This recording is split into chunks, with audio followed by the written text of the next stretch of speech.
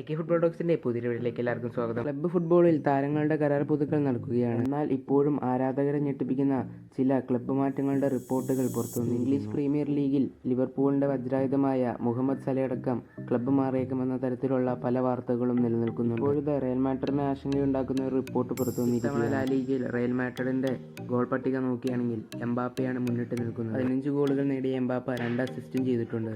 Vinicius junior 8 ഗോളുകളും 5 അസിസ്റ്റുമാണ് നേടിയത്. എംബാപ്പയുടെ തകർപ്പൻ പ്രകടനം വിനീഷ്യസിനെ മാനസികമായി ബാധിച്ചിട്ടുണ്ടെന്ന് തന്നെ വിലയിരുത്താം.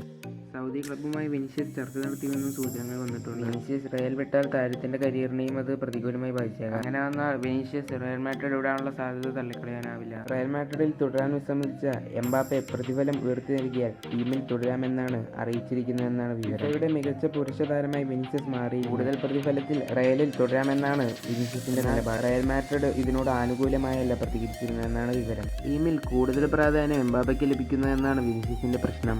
ഈ ചാനൽ ഇനിയും സബ്സ്ക്രൈബ് ചെയ്യാത്ത ഒരുപാട് മെച്ചന്മാരുണ്ട്. ചാനൽ സബ്സ്ക്രൈബ് ചെയ്ത് സപ്പോർട്ട്. അപ്പോൾ ഇന്നത്തെ വീഡിയോ പുതിയൊരു വീഡിയോയുമായി വരുന്നവരെയും ഗുഡ് ബൈ.